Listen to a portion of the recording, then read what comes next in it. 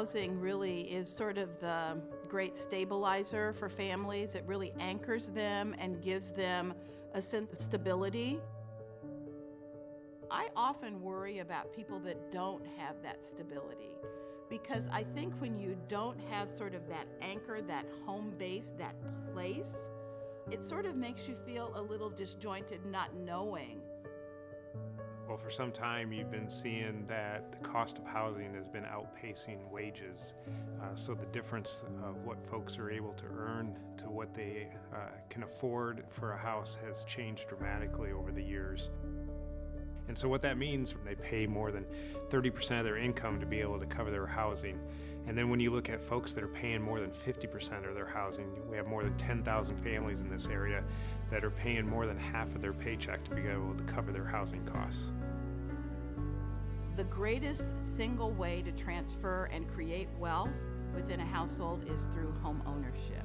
And what we know right now is that in Des Moines, a very small percentage of individuals of color especially have access to homes which they can naturally transition to the next generation.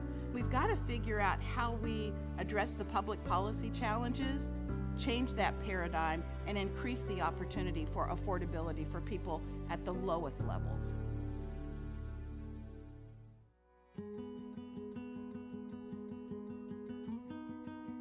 Well, when someone's in a cost burden situation, they're making a lot of choices. One, they might not be there to help with homework or go to a soccer game because they're having to work 2 jobs. It could be around their health insurance and that they're using the emergency room as their primary care physician, or choices around healthy foods that they need to be able to choose what's cheapest on the shelf, and that's the processed foods that might not be as good for you as if you're able to select fruits and vegetables. So all those things go into factors that are affecting families' lives.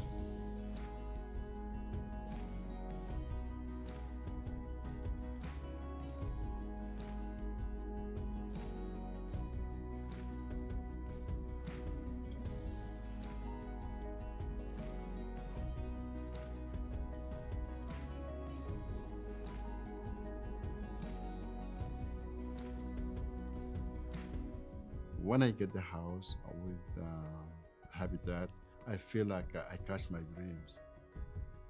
My kids now, they're so proud. They have their own place, and they can invite their friends to have fun and to play.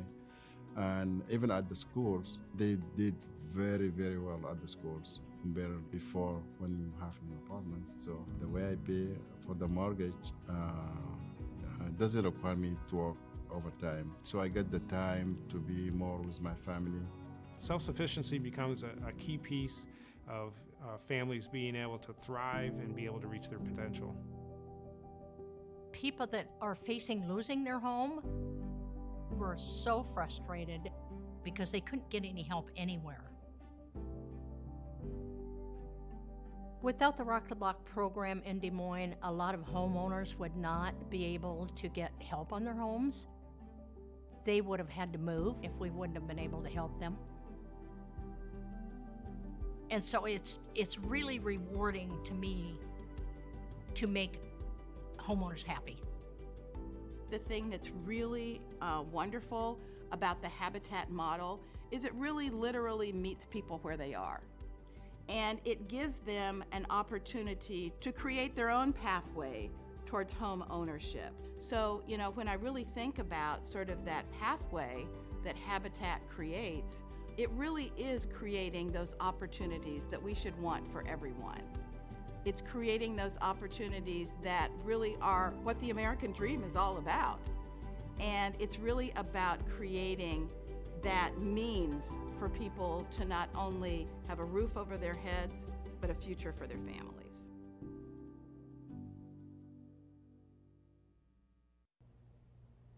Hello to everyone and welcome. It's certainly a unique experience to be with you today at our big event virtually. And while I can't see all of you, I can feel your presence. Thank you for joining us for this special virtual Key Awards ceremony. All of us have experienced unexpected challenges this year. We've struggled together as the derecho windstorm knocked out trees, power, and damaged our homes. We've grieved together and called for an end to the systematic injustices regularly faced by Black and brown Central Iowans. And we have adapted and innovated to the pandemic's many, many challenges. With all of this, Habitat for Humanity's work is more important than ever. In 2020, we have continued to promote dignity, build hope, and inspire changes as we will complete more than 200 rock-the-block home repairs, introduce 24 families to home ownership, and close on the 400th Habitat for Humanity home completed in the Des Moines area.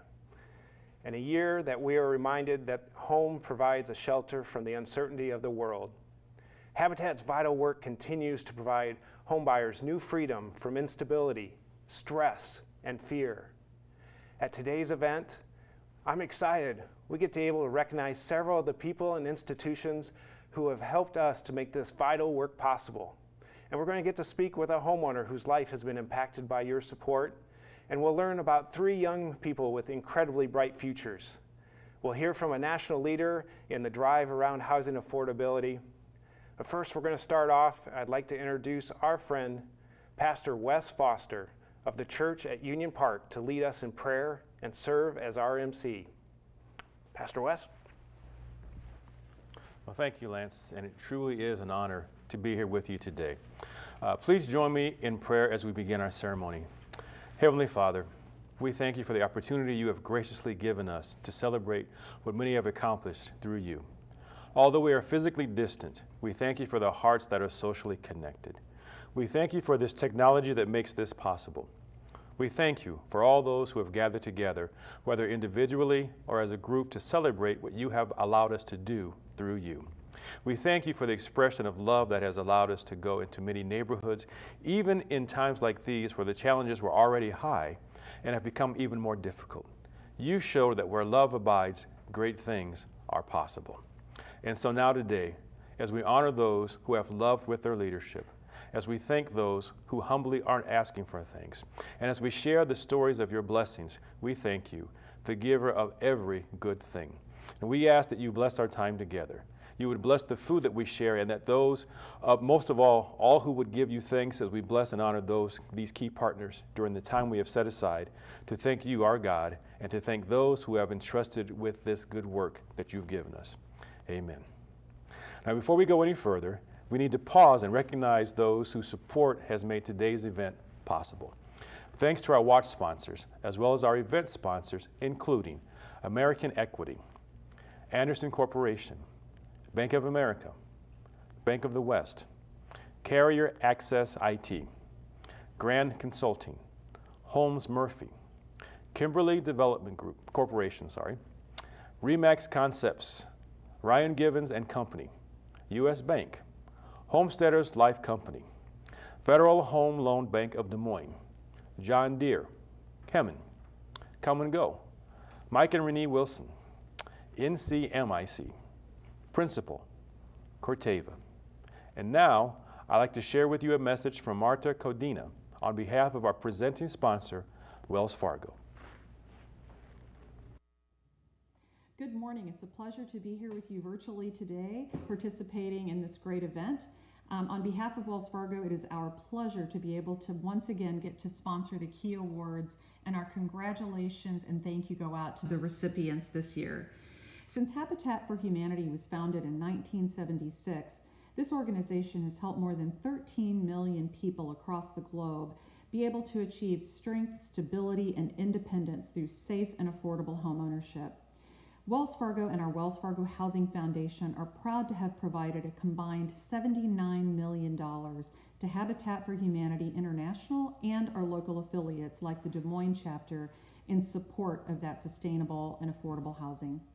And since 2010, our employees have enjoyed volunteering more than 410,000 hours in support of Habitat projects and have been able to build and improve combined over 2,900 homes in partnership with families in need in our communities.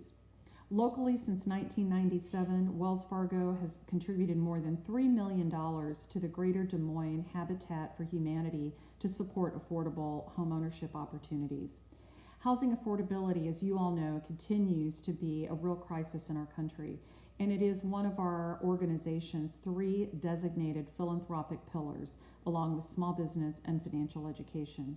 So Habitat for Humanity, thank you for all that you do, and thank you to all the volunteers and organizations that are making the impact to make improvements. Thank you.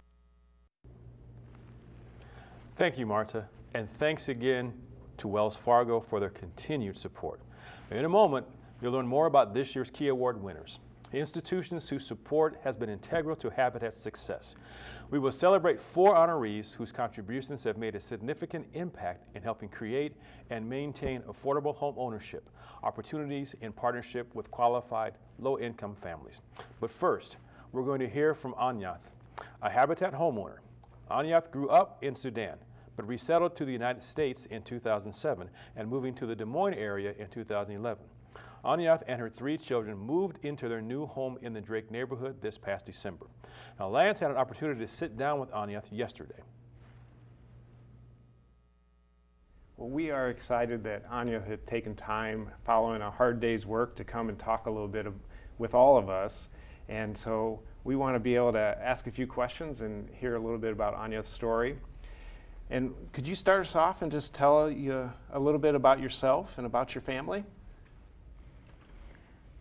My name is Anyata Mo, and I'm from South Sudan. I'm mother of 3 kids, and I am a team leader for a U.S. mail company, and I'm so grateful to be here today with you.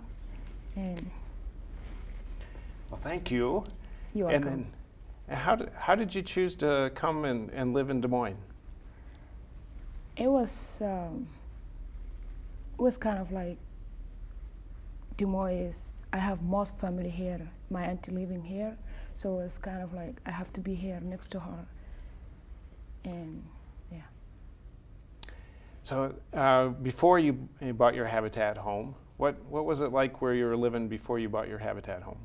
I was going through a lot, and when the first thing come my mind is like try to apply for Habitat.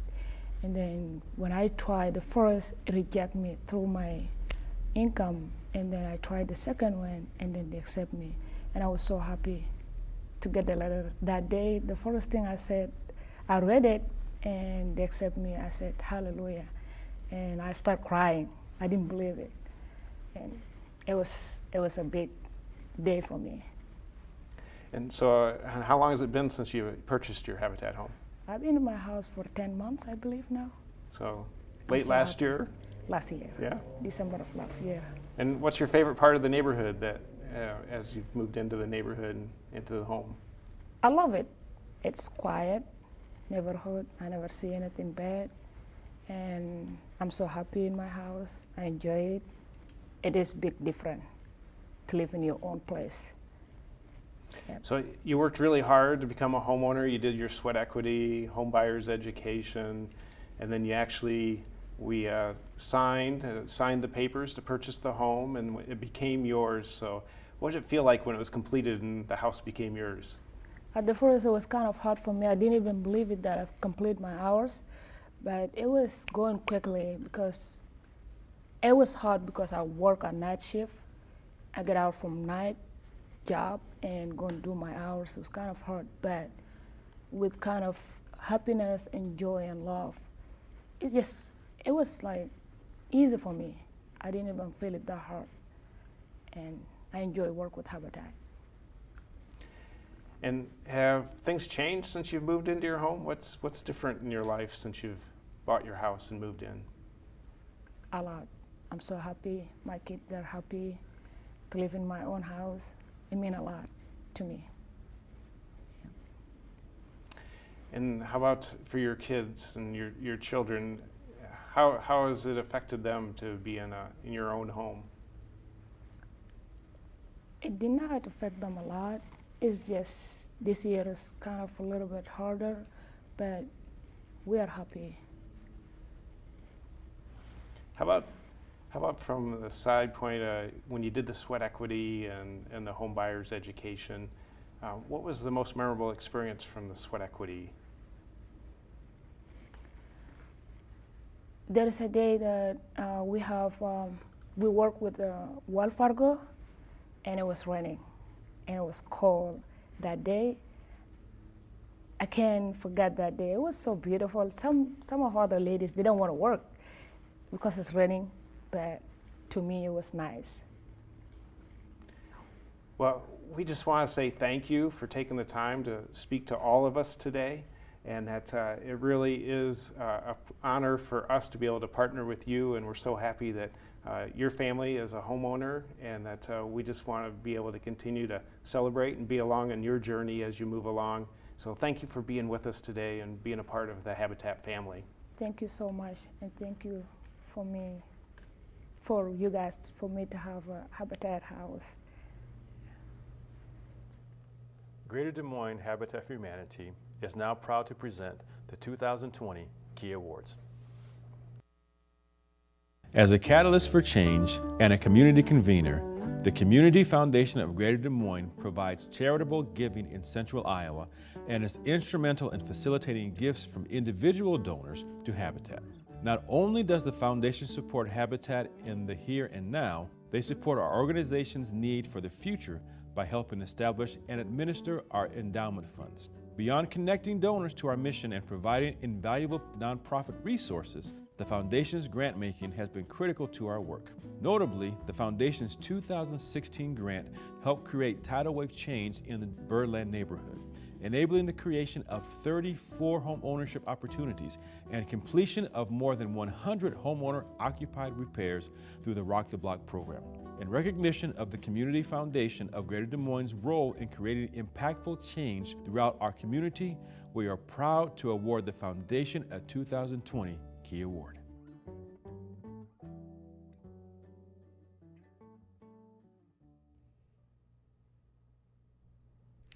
Thank you to our friends at Habitat for Humanity for honoring the Community Foundation of Greater Des Moines with this award.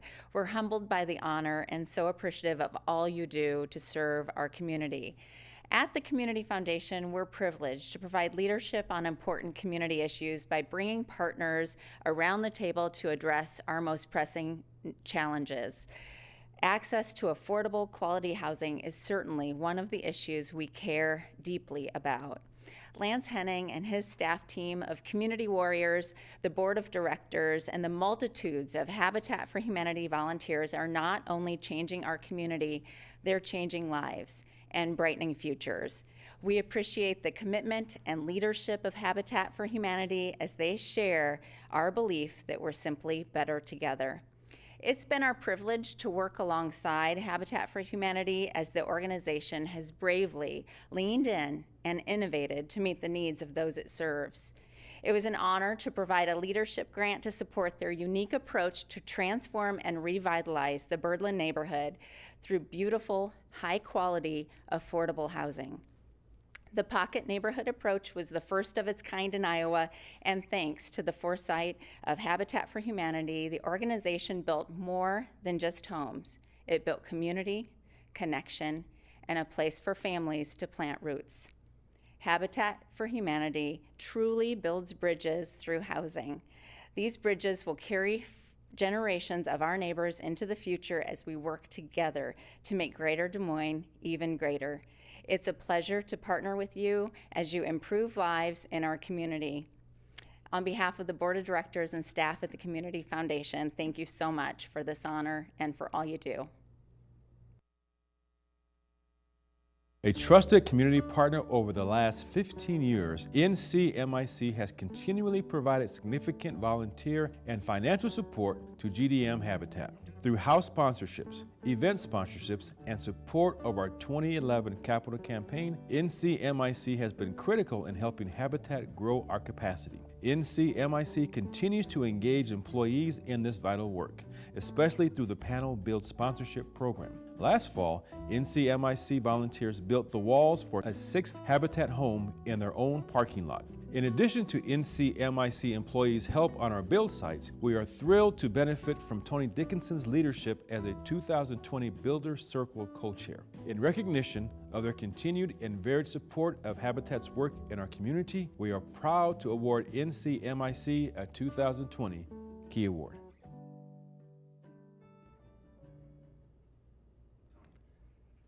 Thank you, Lance. and thank you, Habitat for Humanity. On behalf of the entire NCMIC team, we are deeply honored and grateful for this recognition. During our annual employee survey, our team members consistently rate Habitat as one of the most important nonprofit organizations to them in our community. Personally, my life was changed back in 2006 during my first Habitat build. I had the opportunity to go to New Orleans after Katrina and help rebuild the Musicians District. It's something I'll never forget. At NCMIC, we feel like we're doing our small part to change the lives of Habitat homeowners with our annual panel build that takes place in our parking lot. And this year, as I was co-chairing the Habitat Builder Circle annual fundraising campaign, I had the opportunity to invite my fellow senior management team to join me on a tour of the Birdland neighborhood, where we saw the recent completion of their pocket development. And we had the distinct opportunity to see the home that Habitat built that was done by NCMIC, where our recent panel build walls came together to create a home in the Birdland neighborhood. It's something that we'll never forget. At NCMIC, our motto is, we take care of our own. And this applies to our team members, our customers, and to our community. And we can't think of a better way to take care of our community than to partner with a wonderful organization like Habitat to help them achieve the dream of homeownership for their members. Thanks again to Lance and to Habitat for Humanity for this award. The work you're doing here is very important, and it couldn't be any better. Hello, our names are Tim and Beth Goldhammer. We would like to express our sincere thanks to all of our friends at the Greater Des Moines Habitat for Humanity for allowing us to again present 3 deserving individuals with William J. Goldhammer scholarships for 2020. Continued learning and adventure were Will's greatest passions, and that is why this scholarship program makes perfect sense as a way to honor Will's short but impactful life. The time Will spent with Habitat staff and program families in 2012 was a truly enlightening time for him, and he was inspired to help people who were willing to help themselves and provide a hand up, not a handout. Today we celebrate the 8-year anniversary of Will's program, and we have the honor of presenting Sumitra Basnet, Sadra Salima, and Dalam Thang as our 2020 recipients. Sumitra is currently attending Grandview University, majoring in biology with plans to attend med school. Her hopes are to return to Nepal, open a free clinic, and serve the people there. Sarah is currently a senior at East High School and plans to attend the University of Iowa to study journalism and dentistry. She is interested in matters related to the well-being of others and social justice. Dalam is currently attending DMAC, majoring business with plans to become a CPA after graduating from the University of Iowa. Dalam's references were truly impressive. We sincerely hope that by assisting these 3 deserving recipients in achieving their educational and career goals, in the future they will pay this gift forward and assist others in need of a hand up. Congratulations to each of our recipients, and thank you. We now return to the presentation of this year's Key Awards. Bank of America is helping make decent, affordable housing possible right here in Central Iowa. Since 2000, Bank of America has provided generous support by sponsoring the construction of new homes, donating land or houses for construction or renovation, facilitating employee volunteerism, and helping lead Habitat through representation on committees. Over the course of 20 years, Bank of America's investment in this ministry through financial contributions and donations of property has totaled more than $850,000 in value. Combined with significant volunteer support, Bank of America's key partnership has enabled GDM Habitat to provide access to affordable housing across our community and to grow to meet the need. In recognition of their decades of commitment to our mission, we are proud to award Bank of America a 2020 Key Award. I'm Annie Brandt, and I work work for Bank of America. We are so honored and humbled to be a part of the Key Awards this year and are continually impressed by the important work Greater Des Moines Habitat for Humanity does for our community day after day. I thought it would be fun to share an acrostic poem with you all this afternoon, so here we go. G, great partner. We have been proud to partner with Greater Des Moines Habitat for more than 15 years. D, donate. I encourage each and every one of you to get involved in one of the many ways available. I promise you won't regret it. M, making a difference. I have seen firsthand the difference that the Greater Des Moines Habitat staff, volunteers, and partner families make each year here in Central Iowa, such as the local economic impact of more than $10 million that was made by the Birdland neighborhood homes that were built last year. H, hand up. A hand up, not a handout. It's a perfect phrase to use when sharing the Habitat story. F, families. This is the passion that keeps Habitat going. Hundreds of low-income families are served each year here in Greater Des Moines. H, Habitat team. I would like to especially thank and congratulate everyone that is a part of the Habitat team here in Des Moines. You all are making an impact, and we are stronger because of the work you do each day. Thank you so much. On behalf of my Bank of America colleagues, thank you for this incredible honor and enjoy the afternoon. Lutheran Church of Hope is a difference maker in Habitat's work to revitalize and transform Des Moines' core neighborhoods. During the church's 2019 Lenten offerings alone, congregation members raised more than $800,000 toward Habitat's impact in the Riverbend neighborhood.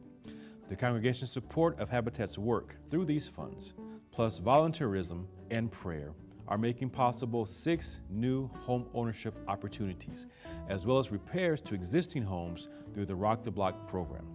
We are grateful to the Lutheran Church of Hope community for putting faith and love into action with Habitat for more than 15 years, for building awareness around the need for affordable housing, and for lifting up this important work through funds, sweat, and faith.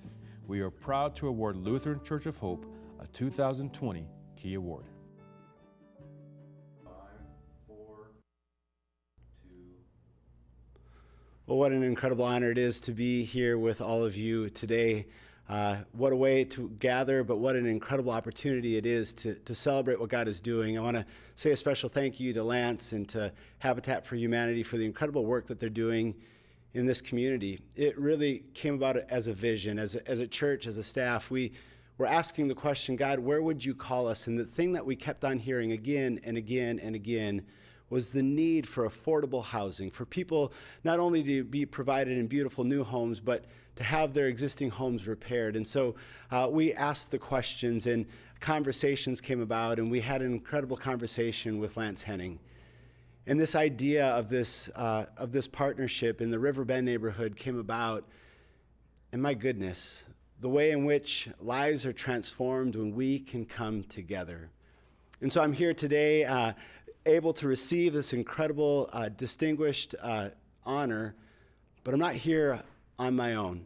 I'm here as a product of the incredible work that you're doing, the incredible work that Habitat for Humanity is doing. And I'm here today to celebrate what I get to be a part of. And I'm here standing on the shoulders of so many people from Lutheran Church of Hope that have answered this call to serve their neighbor. Jesus said, when I was hungry, you gave me something to eat. When I was thirsty, you gave me something to drink. And so what we get to do today is to celebrate the ways in which we can step into the gaps that exist in our community. And Habitat for Humanity, all of you partners and people who have been caught up into this vision, we do this together and we do this with one another. And what an honor it is to see what happens when we can come and serve and be the hands and feet in the communities in which we exist. Thank you, Lutheran Church of Hope. Thank you, Habitat for Humanity. And thank you to all of you.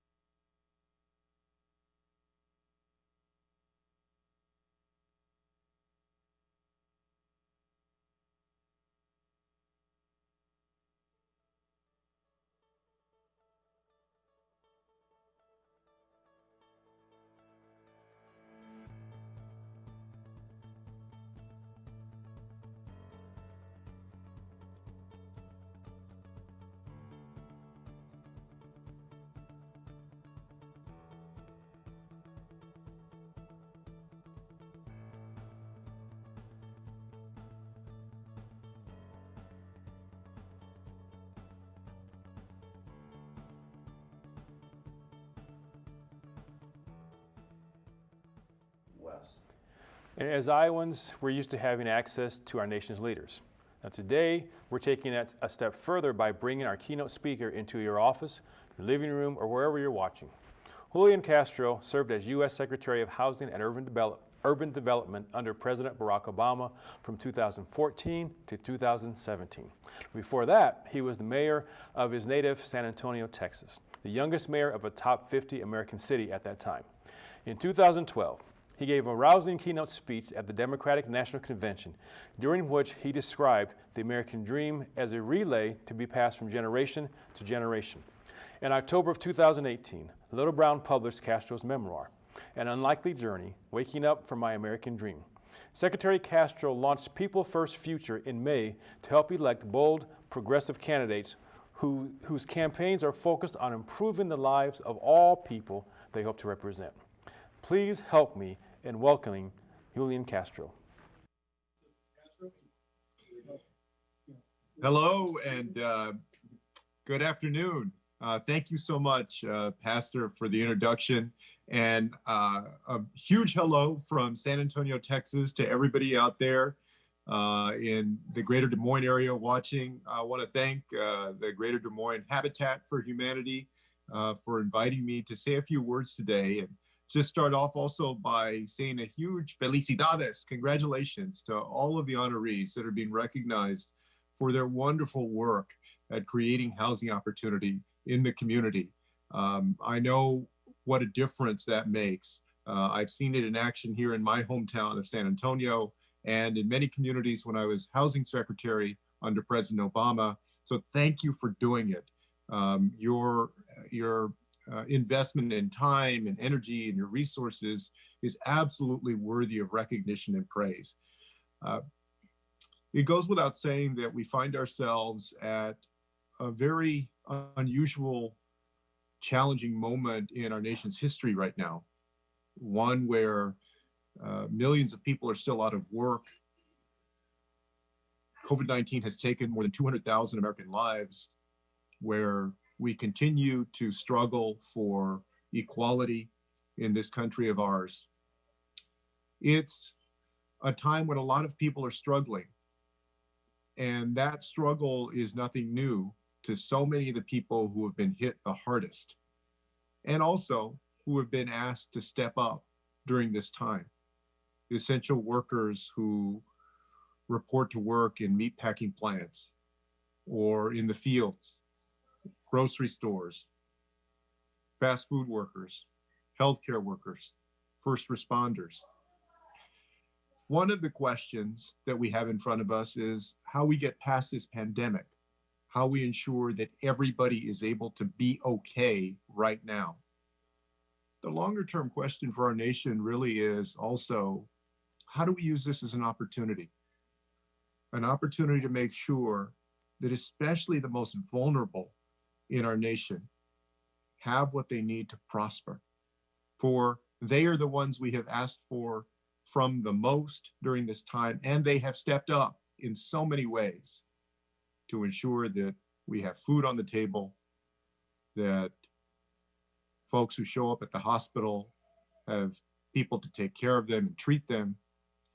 In so many ways, they have continued to do their job so that we can prosper. When it comes to housing, we know that we have a short-term challenge in front of us. We have to ensure that the millions of people right now who are on the brink of eviction are able to stay in their homes by passing the HEROES Act in Congress and providing for direct rental assistance, ensuring that homeowners are not kicked off of their mortgage. And that's the short term. And that still has to be done. And I believe that it can be done. Right now in Washington, D.C., the House and the Senate are negotiating on a package that hopefully will do those things. But I wanted to speak today about the longer term challenge that we have. When I was housing secretary, I had the chance to travel to more than 100 different communities in 39 states. And if you follow housing like I know a lot of you do, you know that we had a real challenge before COVID-19 came along. We had a rental affordability crisis that was spiking rents all over the country, including in places like Des Moines and in smaller cities in Iowa. We had, for the last several years, a home ownership rate that has been underneath the home ownership rate for the average home ownership rate for most of the last 20 years.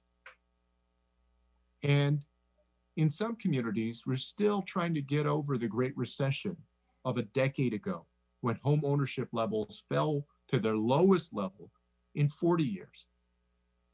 I'm convinced that we can do several things to make sure that everybody has housing opportunity in this country. In fact, I believe that we should treat housing as a human right. What are those things? Number one, we need to make a big investment again in this country in housing that is affordable to the middle class and to low-income individuals. We need to ensure that people can find a place to live, whether they live in a small town or a big city, that is affordable. Those who want to rent are able to rent, but also those who want to become homeowners are able to become homeowners. We need to increase the number of units out there that are available and also strengthen some of the best tools that we have to promote homeownership, like the FHA. And in addition to that, we also need to ensure that no matter who you are in this country, that you have fair housing opportunity. I'm proud that in 2015, in the Obama administration, we passed Affirmatively Furthering Fair Housing, which was unfinished business from the 1968 Fair Housing Act that said to cities and counties, housing authorities that receive federal taxpayer dollars through HUD, you need to get serious about ensuring that there's equal housing opportunity wherever you are. Unfortunately, during this administration, we've taken a step backward on fair housing efforts. My hope is that beginning in January of 2021, we're going to take a step forward, again, not only in investing in housing opportunity with dollars, with resources, but also making sure that equal opportunity is embraced again, that we're moving forward as a country to living up to our highest ideals. And I know we're going to have a question and answer session, but I just wanted to spell out why I believe this is so important for our country. Because we know that housing is not just about a roof and four walls. That's something that the families that have benefited from the work of Habitat for so many years clearly understand. We know that housing is one of the best things that an individual and a family can have that promotes stability. When you have a safe, decent, affordable place, especially one of your own, you're able to learn better. You're more likely to get a better job. You're more likely to have better health outcomes. All of those things that are connected to economic mobility and to quality of life, those things are connected to safe, decent, affordable housing. So when we think about what Des Moines or Iowa or the United States of America needs so that everybody has a shot at achieving their American dream, you can't get there unless you address the need for housing that is affordable and the opportunity for people to own a home going forward. I believe that over the next several years that we're going to have that opportunity, that we're going to have that chance to make home ownership more real, to make affordable housing more available, and by doing that, to help lift up millions of American families who deserve their shot at the American dream like generations before. And that in doing that, we're going to create a brighter future for those families and for this country. Exactly what the Greater Des Moines Habitat for Humanity has been doing for families and individuals for many years. I want to thank you for it, and thank you for having me. Well, Secretary Castro, thank you for your remarks, and we're glad to have you here in Des Moines virtually today. So it's exciting to have you and sharing your insights there, and I appreciate your really approaches on thinking about how important affordable housing is. And you did address some of the immediate needs that the pandemic has brought out on there. And what do you think might be some of the effects on the long term as we think about some of the low-income wage earners have been more affected by the pandemic, and it looks like there is a real possibility of a K-shaped recovery. So how does that play into affordable housing down the road? Thanks a lot, Lance, for the invitation to be here. Thank you for the good work that you and the organization are doing. Well, I mean, to me, this is going to be really, I think, not only a missed opportunity, but the irony of ironies. If coming out of this pandemic, we don't ensure that those very people who are at the lower end of this income scale, that stepped up the most when we needed them for everybody else, if we don't ensure that our agenda includes investing in opportunity for them and their kids, whether it's educational opportunity, closing this digital divide that is hurting so many families right now as people go to remote learning, and especially housing opportunity, because we know that when the economy gets back up and going, that those housing prices are going to start spiking again like crazy, and rental costs are going to start going up tremendously, even though they have begun to fall a little bit in some places. That's not going to last. So to me, we need to be creative, and it means raising the minimum wage. It means investing in millions of new units of affordable housing in the years to come.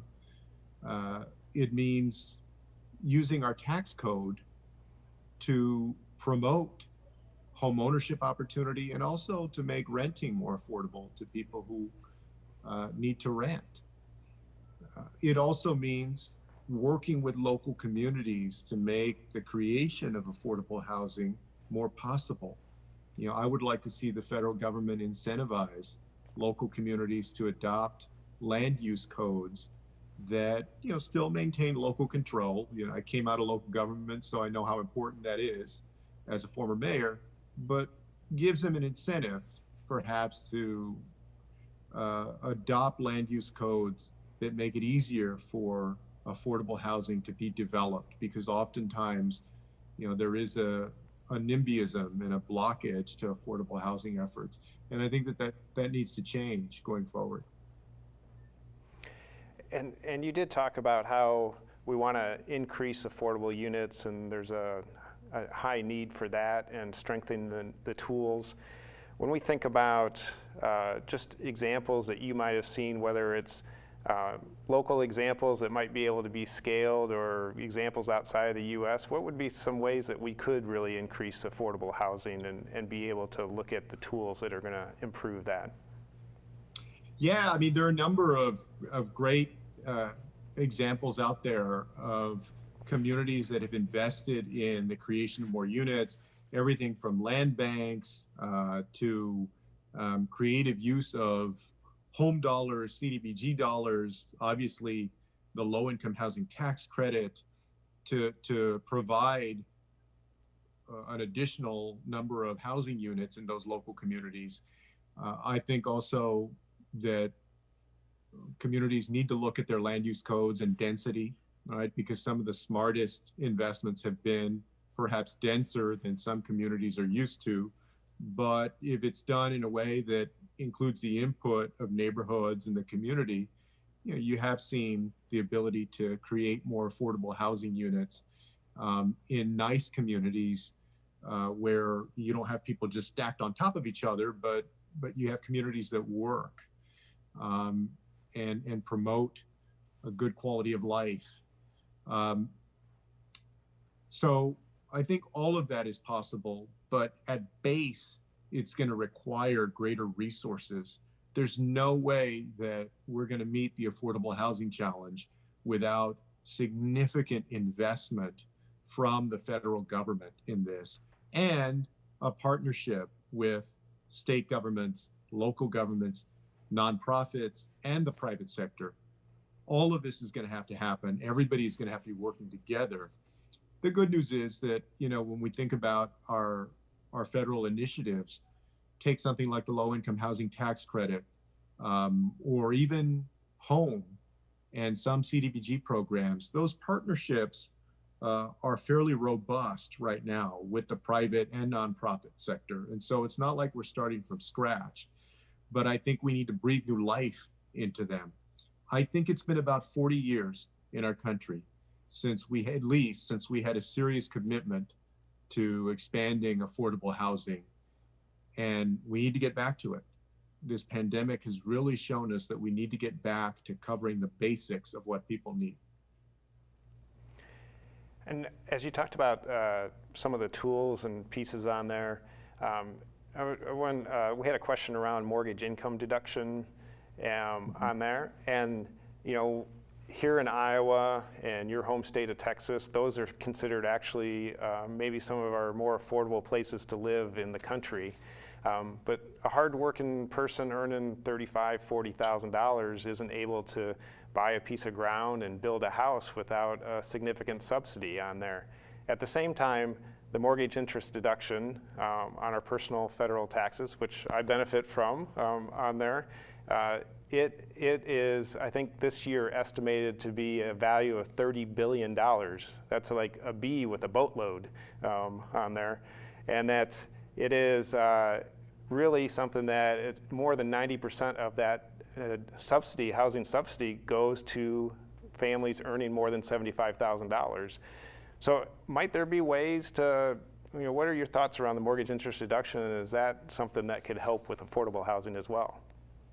I absolutely believe it can. I think right now, look, I see a place for a mortgage interest deduction, but I think that it's too tilted in the direction of people who own higher end properties and are of significant means, and that perhaps we can formulate it in a smarter way to be able to invest some of those resources into the creation of affordable housing units, both for home ownership purposes and for rental purposes. A few years ago, if I remember correctly, then Representative Keith Ellison had a proposal to do that. And there have been other proposals as well that would not eliminate it, but I think would balance it out and invest resources where you have the heaviest need for affordable housing, both rental and home ownership opportunities. And I think also we've had a number of questions that we're trying to get at what we could do locally, and particularly around when we talk about the home ownership disparities and wealth disparities that are experienced by people of color. What should local communities be thinking about for policies that can move the needle and help in those areas? Well, I think that local communities should take a long, hard look at the land use regulations that they have in place, at the history of development in their own community, because every community is different. They should ensure that they have robust fair housing efforts in their community. As you know, there are nonprofit organizations that do this work to help ensure that there's equal opportunity there. And also, there needs to be an education process oftentimes that happens for neighborhoods that sometimes are still being integrated, basically, both racially and also in terms of the type of housing that exists there. You have a lot of suburbs throughout this country, and not only suburbs, but neighborhoods within cities, there's bigger cities as well, that are still uncomfortable with the idea of affordable housing going into the neighborhood or higher density. And to me, there needs to be an education process and a breaking down of those barriers in a way that is inclusive, that seeks input from people in neighborhoods. But the challenge is that those attitudes oftentimes end up blocking the chance for people of color and low-income individuals of any background to be able to live in what Raj Chetty a few years ago and his research team called high opportunity areas, where their family is more likely to go to a good school, be able to get better jobs, and have better life outcomes. And this is a challenge for every single community. I think that we can work on that, and if we do work on that, it's going to allow many families right now, many families of color, to be able to prosper more in the years to come.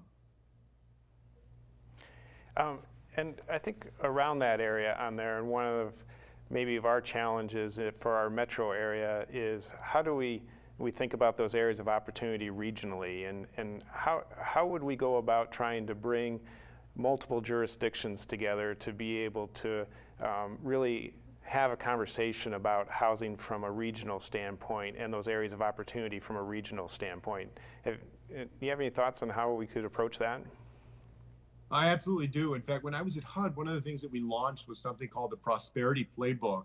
And that was the idea. It was, hey, look, oftentimes, particularly suburban areas, this is kind of new to them. Many suburbs don't think of themselves as having to provide affordable housing opportunity. That was not the way that the suburb came into being.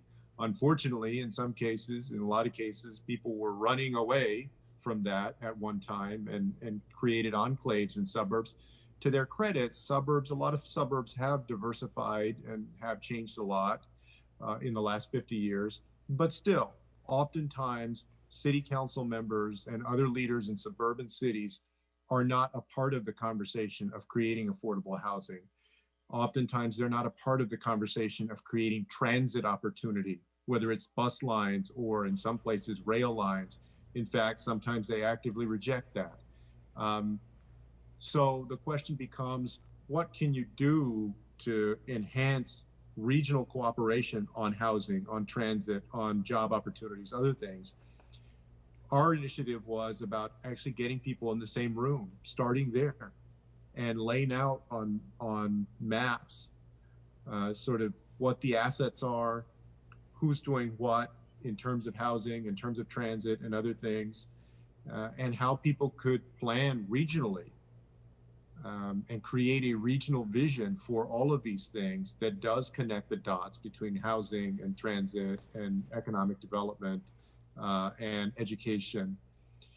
I was very surprised when I was mayor at how few opportunities we do take as local leaders to actually engage in that kind of visioning and to start working together.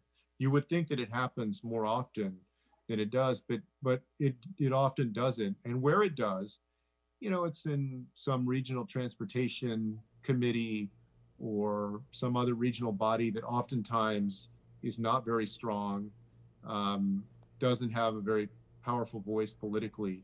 It's not the same as getting the mayors of a region together or the county supervisors of a region together at the same time, trying to get them on the same page, working together, putting the egos aside, because then you get into the, you have the big city and are they going to try and tell everybody what's what?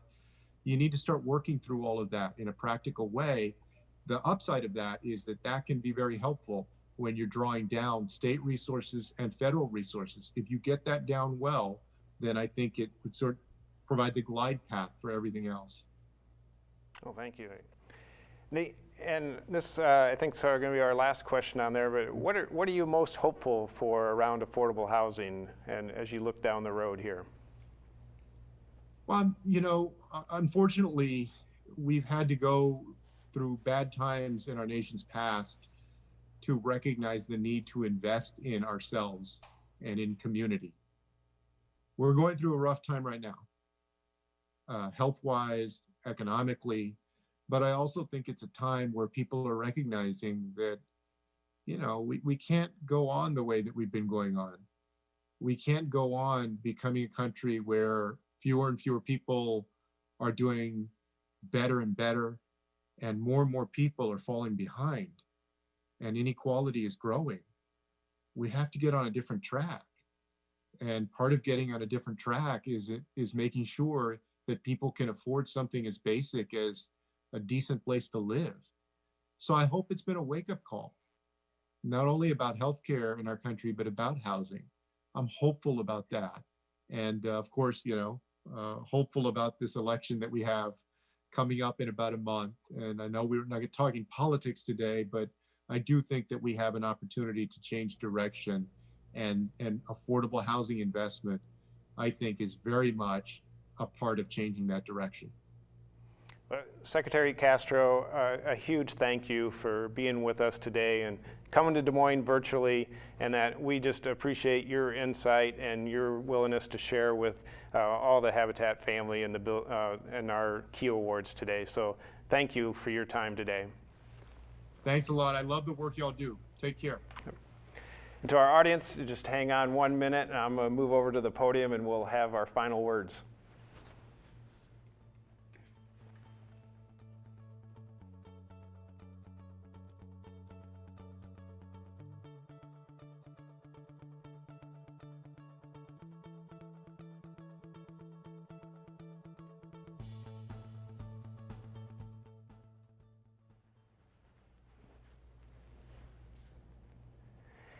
Our vision at Habitat for Humanity is everyone has a decent place to live.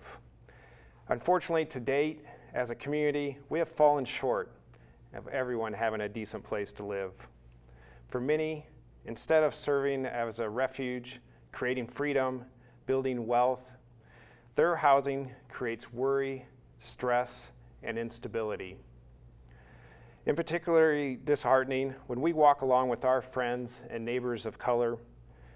Just a report in this last week, the Federal Reserve had a state of the net wealth. And that report showed that wealth disparities, that there is not only a gap, that there is a canyon. The median income for a white family is $188,000. For a Latino family, it's 5 times less. And for a black family, it's 8 times less at $24,000. And when we consider also home ownership rates are significantly lower with persons of color. And then we look at the median net worth of a renter being only $5,200. $5,200 is 44 times less than the $231,000 in net worth for a homeowner. When you put all those together, you can see home ownership is not only the cornerstone of the American dream, it's the cornerstone of breaking generational poverty. Affordable home ownership is important in a part of building wealth equity. That's why at Habitat, we're going to double down to serve more families over the next 3 years. We will grow our home ownership opportunities, utilize our mortgage lending expertise to create new opportunities for families to access credit, deepen our neighborhood investment through repairs and community development, expand our tool lending library to help families maintain and improve their homes, grow our financial education services, and most importantly, we're going to build louder.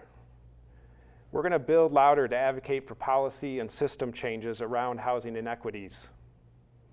And when we create a pathway to home ownership and to access to credit, we're not just helping that family to be able to fish and learn how to fish. We're helping that family to have access to the pond. If you believe things need to change, it starts with a house. When you're ready, when you want to come on out and the time's right for you, Habitat is here. We need you. Come out, put on a mask, pound some nails, saw some stuff. Help us to build some hope. Make a gift to help us be able to build lives and to create access to the pond. And share your voice to help us to build louder. If you believe things need to change, if you want to make a difference, it starts with a house. I want to say thank you to everyone today for being a part of our Key Awards and the virtual Key Awards here. You all have made that a success. A thank you again to Secretary Castro and for his insights around housing and affordable housing. And again, congratulations to our Key Award winners, and we are so thankful for their partnerships. And congratulations to those young scholarship winners that are so motivational and inspirational.